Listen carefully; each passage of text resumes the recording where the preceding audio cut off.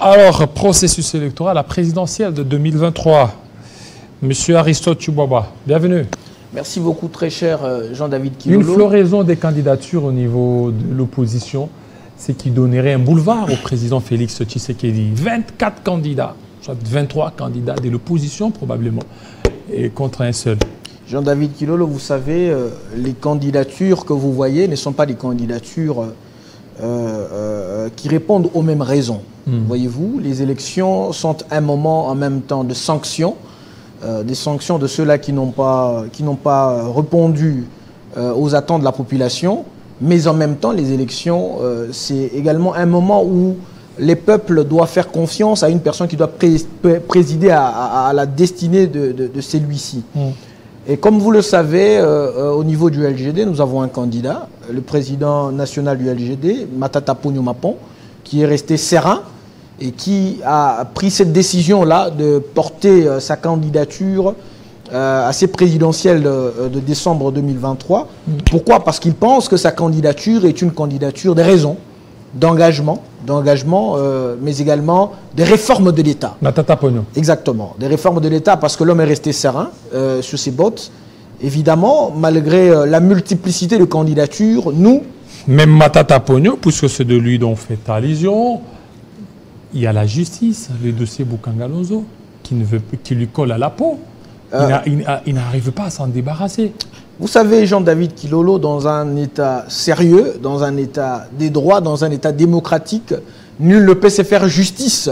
S'il était question que le président national du LGD se fasse justice à lui-même, aujourd'hui, on aurait déjà pris une autre position, on serait déjà ailleurs. Mais comme nous sommes dans un État qui a des institutions, notamment judiciaires, le président national du LGD, en nom d'État, est revenu au pays à affronter la justice. Et nous sommes là où nous en sommes aujourd'hui, avec un arrêt de la Cour constitutionnelle en poche, puisque comme vous le savez, nul n'est besoin de vous rappeler cela, les arrêts de la Cour étant exécutoires.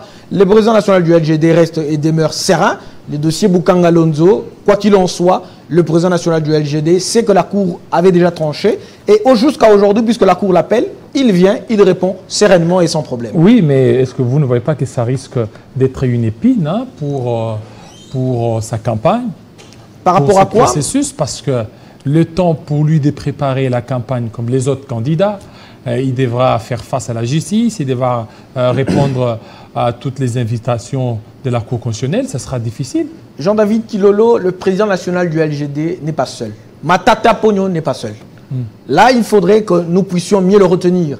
Et puis aujourd'hui, il ne faudrait pas que les médias se transforment en tribunaux populaires avec lynchage immédiat.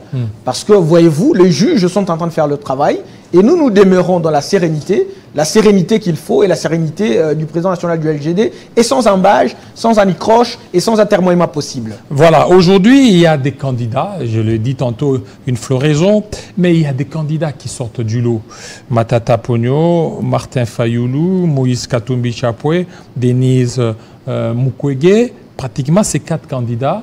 Alors, vous ne voyez pas qu'il faut qu'il y ait une candidature unique de l'opposition pour certainement faire face à la grosse machine des l'Union sacrée? La candidature d'une personne, c'est un engagement d'abord personnel, est un engagement face à l'État.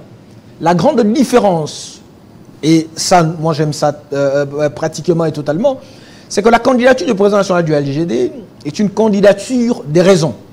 Pourquoi? Parce que c'est une candidature ayant un projet de société qui va déjà et qui répond aux attentes de la population. Le projet de société du candidat Matata Ponyo est un projet de société à soutenir parce qu'il faut renouer avec notre destin de grandeur. Mais par rapport à d'autres candidats de l'opposition, comme de la majorité, nous au niveau du LGD, nous disons qu'il faudrait que les élections ne se fassent pas par des choix partitocratiques, ni par des choix ethnico-tribales, ni par des choix des personnes, comme ça a toujours été des cas dans notre pays, mais que ce soit les élections qui se basent sur des projets de société, qui se basent sur des projets de transformation de l'État, qui se basent sur des idées rénovatrices justement de l'État congolais, parce que l'État congolais a besoin d'être réformé, a besoin d'être dirigé des mains des maîtres, avec un leadership éclairé, un leadership de qualité. Alors pour vous, vous n'envisagez pas la candidature unique?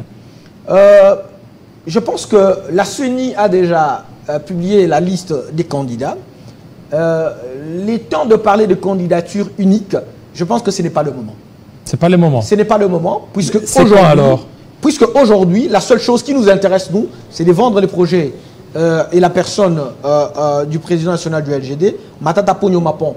Point n'est besoin de rappeler que la candidature du président national Matata Ponyo a été annoncée depuis belle lurette. Et donc ce n'est pas aujourd'hui que nous allons parler des candidatures. Oui, parce que les gens disent il a annoncé, c'était lorsque la justice voulait voir clair dans l'affaire Boukangalonzo. Matata a voulu se cacher derrière cette candidature pour un peu s'immuniser. À la lecture de la loi électorale, Jean-David Kilolo, et à la lecture de la vie politique de notre nation, et même d'ailleurs, il n'y a pas de temps pour une personne de poser sa candidature. Et la CENI, n'est-ce pas, c'est une institution respectueuse des textes, parce que c'est une institution d'appui à la démocratie, comme vous le savez très bien. C'est que la CENI, et même les hommes politiques, ne peuvent pas empêcher à une personne de se déclarer candidat. Ce n'est pas parce que je suis malade, ou parce que je suis gros, ou parce que je suis mince que je ne peux pas poser ma candidature.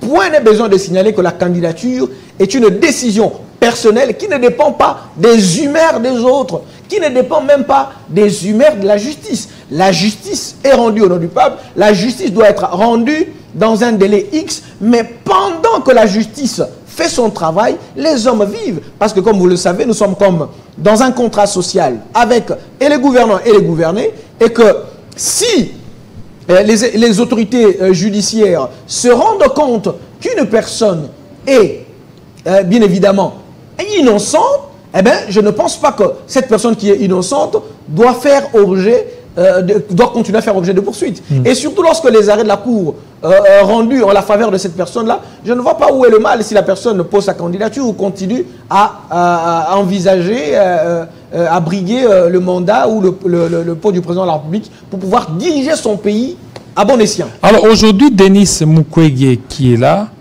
Moïse Katumbi, est-ce que ce ne sont pas des candidats qui risquent un peu de terrasser votre leader? Jean-David Kilolo, la vision que nous avons au niveau du LGD, c'est une vision salvatrice. Les valeurs qui accompagnent la vision du LGD, ce sont des valeurs salvatrices. La vision du LGD est simple. Sortir d'ici 5 ans notre pays de la catégorie des pays les plus pauvres du monde. Cette vision-là, couplée des valeurs qui accompagnent notre candidat, nous estimons que le candidat Matata Ponyo est le candidat qu'il faut, mais la place qu'il faut. Bon, vous comprenez? C'est vous, mais Mukwege, il est vierge politiquement. Il n'a jamais géré. Mais il a un agenda ou un carnet d'adresses très fourni. Contrairement peut-être à Matata, contrairement peut-être à Katumbi, Fayulu, Muzitu et les autres. Comme je viens de vous le rappeler, le docteur Denis Mukwege, prix Nobel de notre pays, il y en a rare dans notre pays, les prix Nobel, comme vous le savez, un homme qui aujourd'hui est invectivé par les hommes du pouvoir, malheureusement, pour des besoins politiques et politiciens, je pense que c'est un candidat au même titre que tous les autres candidats. Et Matata Ponyo, un homme ayant étudié dans ce pays, depuis l'école maternelle jusqu'à avoir son diplôme de doctorat, c'est une personne qui fait confiance au pays et qui fait confiance aux institutions de la République. Et donc je pense que le président national du LGD est un candidat sérieux, engagé pour la réforme du pays. Concernant les autres candidats, j'espère que chacun d'entre eux pourra présenter au moment pour son projet. Et ce sera au peuple de décider. Il y avait d'abord un quatuor. Il y avait un quatuor là. Denis Sanga, Matata, Katumbi, Fayulu. Il y avait aussi Denis Mukwege. À l'époque, au niveau de Lumbashi, il avait décliné. Alors, où est-ce que vous en êtes avec cette plateforme qui était en gestation? Comme Congolais et comme patriote qui pense que le pays n'est pas mieux conduit aujourd'hui, je pense que les relations sont toujours là où elles étaient. Il n'y a pas eu le pays n'est pas mieux conduit? Oui, il n'y a pas eu de tiraillement. Vous le savez, nous sommes en train de faire face à une succession de crises et même à des crises qui ne disent plus leurs mots. Au niveau de l'Est de notre pays, l'insécurité grandissante. Même mais tout à l'heure, votre dévancier a parlé et il dit qu'il y a 40 000 ou 30 000 recrues. Tout ça, c'est pour mettre fin à l'insécurité. L'État ne sait jamais il y a la gratuité de l'enseignement. Alors, ce sont des bilans de... Jean-David Kilolo, l'État ne se gère pas par la révélation. Par la révélation. L'État ne se gère pas par prophétie. L'État se gère par la réalité pratique de ce que les hommes voient. C'est par rapport à ce que nous vivons au quotidien que nous avons le thermomètre de prise de température de notre pays. Est-ce qu'aujourd'hui notre peuple peut dire, répondre, ou sinon être en accord avec les propos que vous venez de sortir tout à l'heure? Je ne pense pas. Oui, mais il y a la gratuité de l'enseignement. Parce que je pense il y a la gratuité de la maternité. Parce que je pense, attention, plus de gratuité risque de tuer. Parce que le pays dans lequel nous vivons, nous disons oui à la gratuité, mais est-ce que vous êtes allés dans les salles de classe?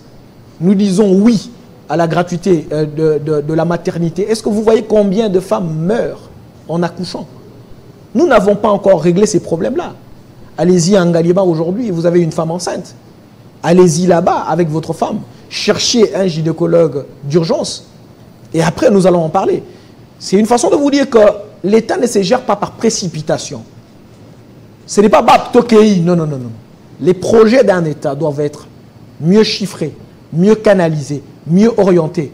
Tel est le projet du LGD. Le président national du LGD a un projet intéressant. Il dit par exemple que pour les 5 prochaines années, nous voulons avoir un budget de pratiquement 90,9 milliards de dollars et 84,4 milliards de dollars en ressources propres pour avoir au moins, pour un budget annuel moyen, 18,2 milliards de dollars. Projet chiffré, avec des objectifs à atteindre, avec des valeurs. Les valeurs des rigueurs, des disciplines, d'engagement, mais tous on dit d'ambition, il y a trop de chiffres, et de transparence. Mais au niveau du panier, de la ménagère, il n'y a rien. Il y avait trop de chiffres, les macroéconomiques, mais sur les vécus, c'est l'antipode. Jean-David Kilolo, vous savez, les chiffres ne trompent pas. Nous sommes aujourd'hui à pratiquement plus de 25 000 francs congolais pour 10 dollars dans ce pays.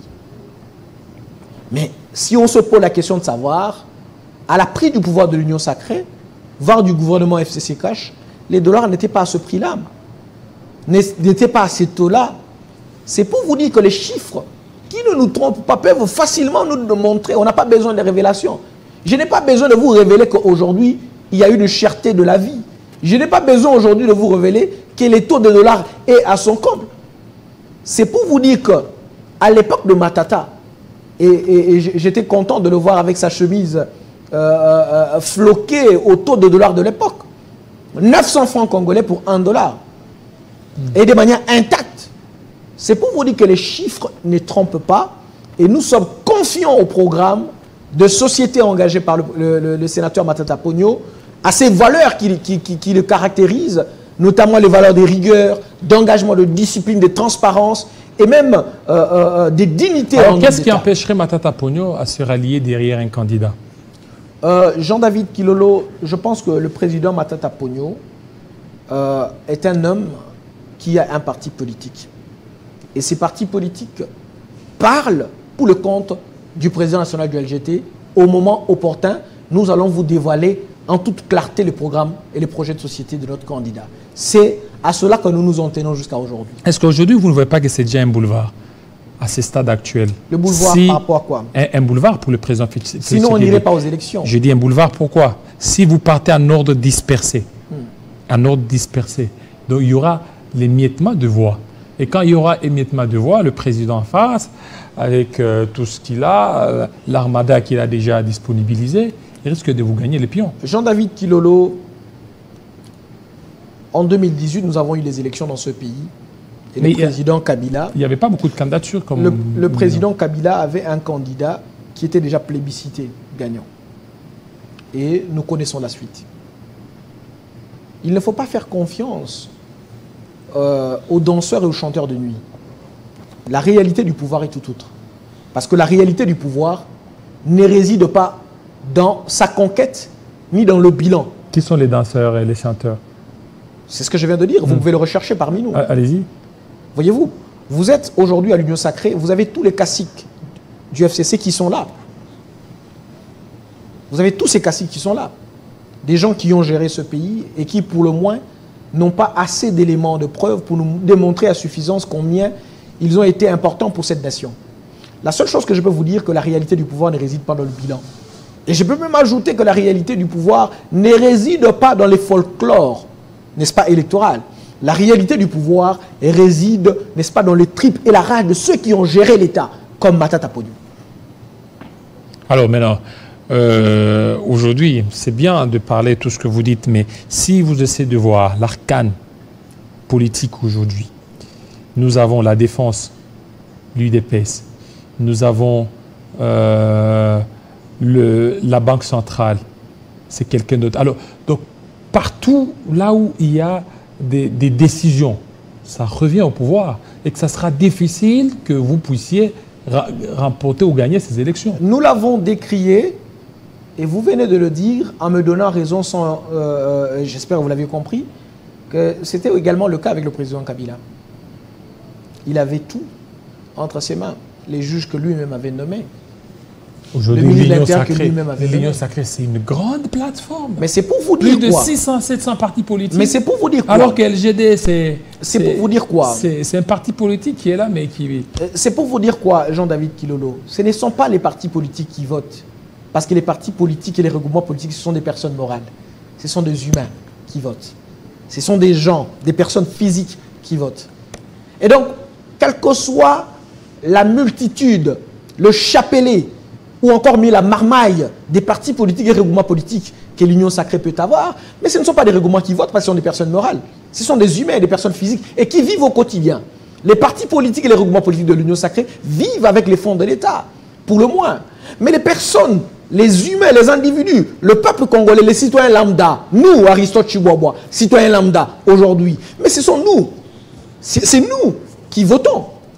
Mais c'est nous qui partons dans l'urne pour décider pour le devenir de notre pays, pour changer la trajectoire de la destinée de notre pays. Ce ne sont pas les partis politiques. Et donc ne vous fiez pas à la multitude et au chapelet, n'est-ce pas, des regroupements politiques, ou encore mieux des partis politiques de l'Union Sacrée, parce que ce ne sont pas eux qui votent, mais ce sont les gens-là des bourgs. Quelles sont vos chances? Ce sont les gens-là... Quelles sont vos chances? Parce qu'aujourd'hui, si on voit les Maniema, peut-être 80%. Mais est-ce que ce sont ces chances qui peuvent aussi se répercuter dans d'autres provinces? Jean-David Kilolo, je m'appelle Aristote Chiboaboa, je suis né en Mbujimaï, je viens du Kasaï. Le président national du LGD est de Maniema. Alors, il ne faudrait pas confondre d'où nous venons, les ambitions que nous avons et l'engagement politique que nous avons. Ce n'est pas parce que le président national du LGD vient de Maniema que dans votre mind, vous devez penser que c'est seulement Maniema qui devait nous voter, qui devait voter le président national du LGD. N'est-ce pas qu'à Maniema, il y a également d'autres partis politiques?